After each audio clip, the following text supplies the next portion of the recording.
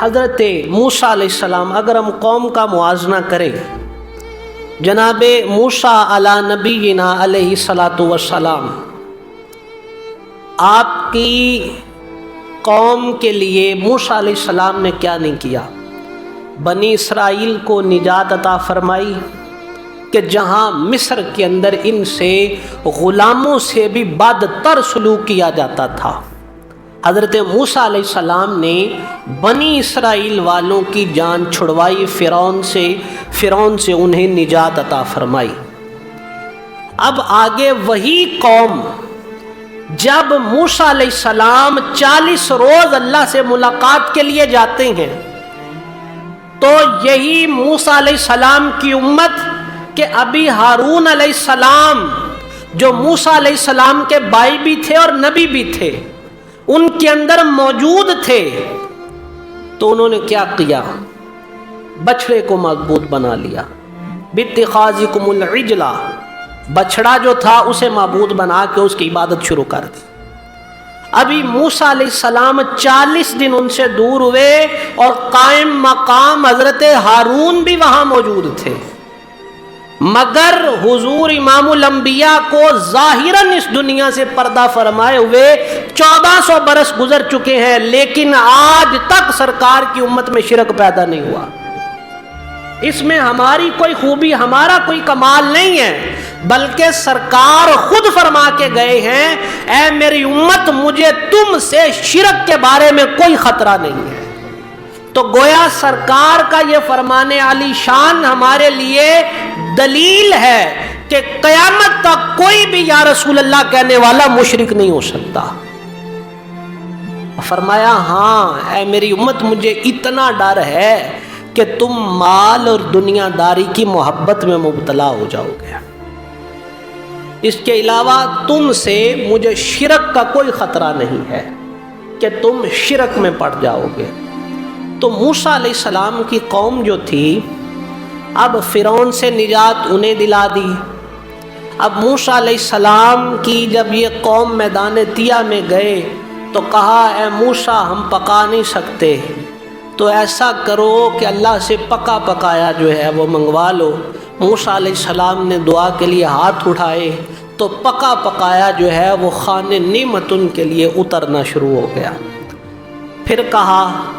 کہ اے موسیٰ، ہم پکا پکایا کھا کے تنگ آ چکے ہیں، اب ہمارے لیے ایسا کرو کہ دال، مسور اور پیاز وغیرہ جو ہے وہ اس کا بندوبست کر دیا جائے۔ تو موسیٰ علیہ السلام نے ان کے لیے اتنے اللہ پاک سے معجزے عطا فرمائے، اللہ پاک سے معجزے طلب کیے کہ ان کے پانی پینے کے لیے موسیٰ علیہ السلام کو اللہ نے فرمایا اے موسیٰ فن فجرت، اے موسیٰ اپنے عصا کو اس پتھر پہ مارو گے نا، فن فجرت، تو اس میں سے پھوٹ پڑیں گے 12 چشمے، اور ہر قبیلہ جو ہے وہ اپنے مشرب کو، اپنے پینے والی جگہ کو جو ہے وہ پہچان لے گا۔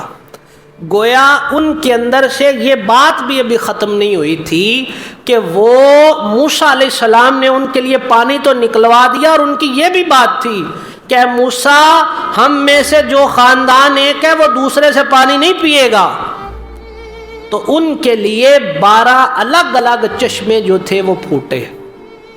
اور ایمانداری سے بتائیے گا، پیارے آقا صلی اللہ علیہ وآلہ وسلم کے جان نثاروں کی خاطر کوئی بظاہراً آسمان سے خوان نعمت نہیں اترا، کوئی من اور سلوہ کی نعمتیں نہیں اتری، کوئی پتھر سے چشمے نہیں پھوٹے، کوئی سیر ہو کر کھا کر اور اتنا کچھ کرنے کے باوجود موسیٰ علیہ السلام سے وہ امت کہنے لگی، جب موسیٰ علیہ السلام نے کہا نا ان سے کہ آؤ اب جہاد کو چلتے ہیں، یہ سامنے علاقہ ہے، یہ شہر ہے، قوم عمالقہ یہاں رہتی ہے، تو اللہ نے ہم سے وعدہ کیا ہے اور کہا اے موسیٰ، تم اور تمہارا خدا جاؤ اور جا کر لڑو، جب وہ علاقہ فتح ہو جائے گا پھر ہمیں بتانا، ہم شہر میں داخل ہو جائیں گے۔ اور اس کے برعکس سرکار کے امتی ہیں،